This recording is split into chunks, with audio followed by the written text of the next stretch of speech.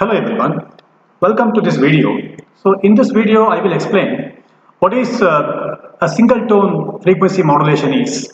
Let us derive an equation for single tone modulation in the frequency modulation.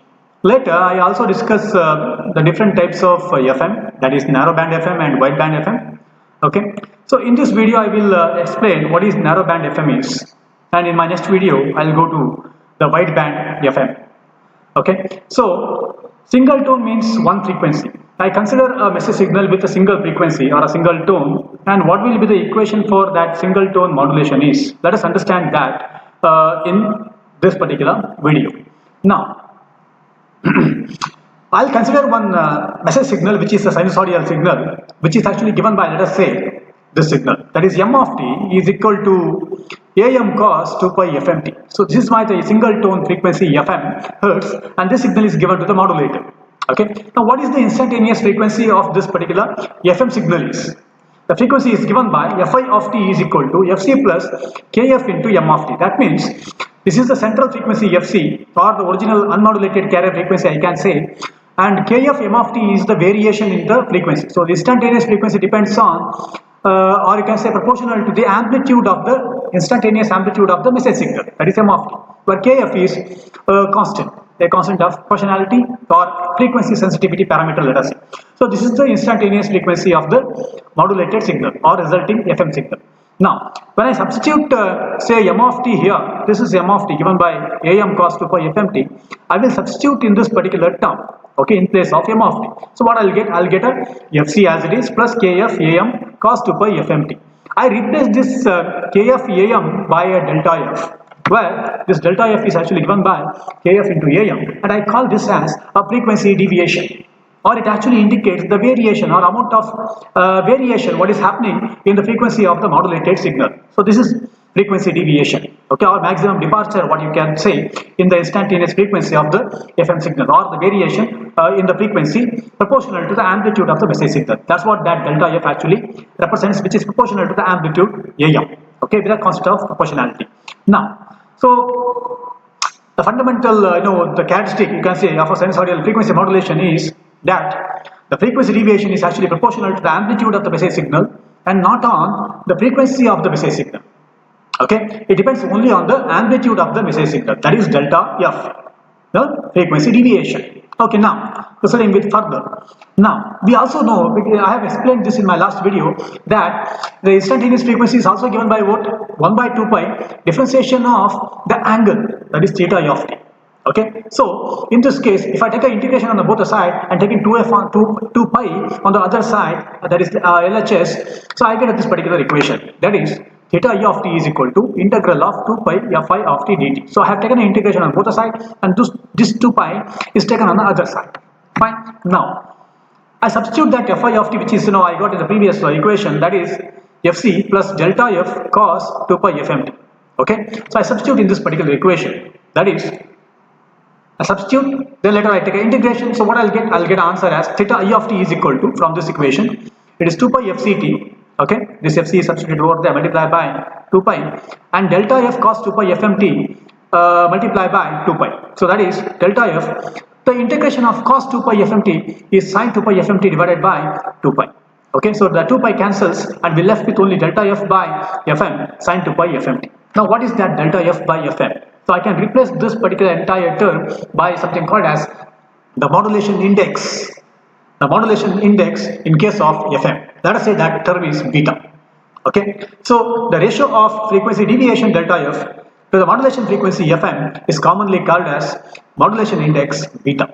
That is the indication for modulation, or it's the index of the modulation. Okay, that is beta.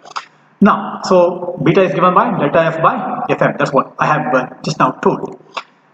And theta I of t is equal to 2 pi fct plus beta sin 2 pi fmt. So I replaced this by a beta, that's it. Then I will substitute this in the equation now. Okay, so before that, the parameter beta actually represents the phase deviation. Just 1 second.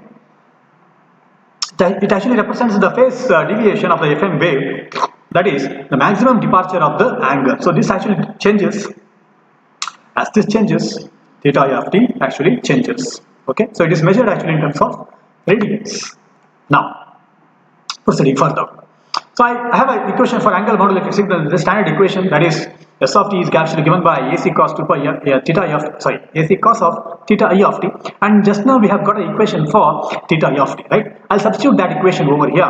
That is this particular theta I of t. I'll substitute in the equation for S of t. So I will get an equation for S of t. Okay, what to say? The single tone equation for S of t, which is given by AC cos 2 pi FCT plus beta sine 2 pi FMT. Okay, so I have substituted theta I of t, that's it over here. And this is the equation for single tone AM. Fine. Now, let us discuss different types of frequency modulation. There are two different types of frequency modulation, and that classification is broadly based on the value of the beta. Okay, if the beta is smaller, we call a type of modulation, frequency modulation, as narrow band frequency modulation. If beta chosen or selected is very large, we get a wide band. A wide band frequency modulation. The bandwidth required to transmit such FM signal is very large or wide. Okay, so just basic difference between those two I have listed over here. A narrow band frequency modulation is something, but it requires a very small bandwidth. Okay, the bandwidth required for narrow band FM is actually equivalent to the bandwidth required for a conventional AM. That is 2 WHz. Okay, or 2 FM, whatever you want to say, a single tone, or maybe the entire bandwidth of the crystal spectrum, if you consider as WHz, then it is 2 WHz. So the beta is very small in this case. The second case is wideband frequency modulation. Okay, where it requires a very large bandwidth for transmission because the beta is larger. When the beta is larger, the number of sidebands what we get is larger. So I'll explain that when I go to the wideband frequency modulation in my next video. But in the case of narrowband FM, the sidebands generated are only two, one upper sideband and one lower sideband, as in the case of conventional AM. Now we will see one by one in detail about this. Okay, now I'll start with the narrowband frequency modulation. Okay, so in this case, I'll start with the equation of a time domain single tone equation of narrowband FM signal is given by S of t is equal to AC cos 2 pi FCT plus beta sine 2 pi FFT. Let us say this equation is equation number 1. Fine. Now I use a trigonometric rules of cos of A plus cos of B. That is cos of A plus B is given by what? It is cos A cos B minus sin A sin B. So I apply this particular rule on this equation number 1. So I will get equation number 2. So simple mathematics, right? Now let us take specifically for a case of narrowband FM where beta is very small. I'll make some approximations. Okay, so what is that approximation is? Just look at this equation. Cos of beta into sine 2 pi FMT. Beta is very small, maybe 0.1, 0.01, 0.5, let's say, right? It's very small, right? If a beta is very small, cos of a smaller number is always nearly equal to 1. As you know, when we draw a cos signal, just 1 second. So when I draw a cos signal here, let us say this is a cos signal, right? For a smaller values means somewhere here, it gives a very large value, correct? This is the value. So that is equal to 1, correct? So cos of smaller numbers here is nearly equal to 1 itself, right? What about sine of smaller value? The sine of smaller value is actually nearly equal to 0, but I cannot consider as a 0 here. I'll tell you about that. Now, just look at this. So this entire term, I will approximate as 1. Sine of beta sine 2 pi FMT. I have a beta only here, right? So this term I have to write as it is. This term I have to write as it is. I'll make an approximation to sine of beta something and cos of beta something. So this I will take it as 1. This I will take it as sine of beta sine 2 pi FMT. I will take it as beta sine 2 pi FMT only this part. Because sine of smaller number is always a smaller number according to this representation of a sine signal. But I cannot say it is equal to 0, because if it is equal to 0, this entire term vanishes in my equation, which doesn't give me any meaning, right? Isn't it? So what I will make is sine of smaller number, I'll take it as nearly equal to the smaller number itself. Okay, so in that case, this equation number 3 will simplify to what? AC cos 2 pi FCT minus AC sin 2 pi FCT multiplied by beta sin 2 pi FMT. That is beta into AC sin 2 pi FCT and sin 2 pi FMT. So this term and this term with multiplied by beta into AC. Now just compare this equation with the equation of EAM. Both are same, right? Isn't it? This represents actually the unmodulated carrier. I can apply a sin A sin B rule to this. I think I have done that. Oh yes. Just look at this. So AC cos 2 pi FCT this equation. So I apply a sin A and sin B rule. Okay, what is sin A, sin B? Given by this equation, right? So when I apply this particular equation here, I'll get this equation, that is AC cos 2 pi FCT plus half of BAC cos of 2 pi FC plus FMT minus cos of 2 pi FC minus FMT. Correct. So in that case, if I compare this equation with say AM signal, this is the equation of AM. In the place of mu, I have a beta, and here instead of minus, I have a plus. The only difference is the phase reversal. That's it. That is the only difference, right? In terms of the polarity change, correct? So this is the unmodulated carrier, I can say. This is your upper side band with a magnitude equal to half of beta AC, and this is the lower side band with a magnitude equal to half of beta AC.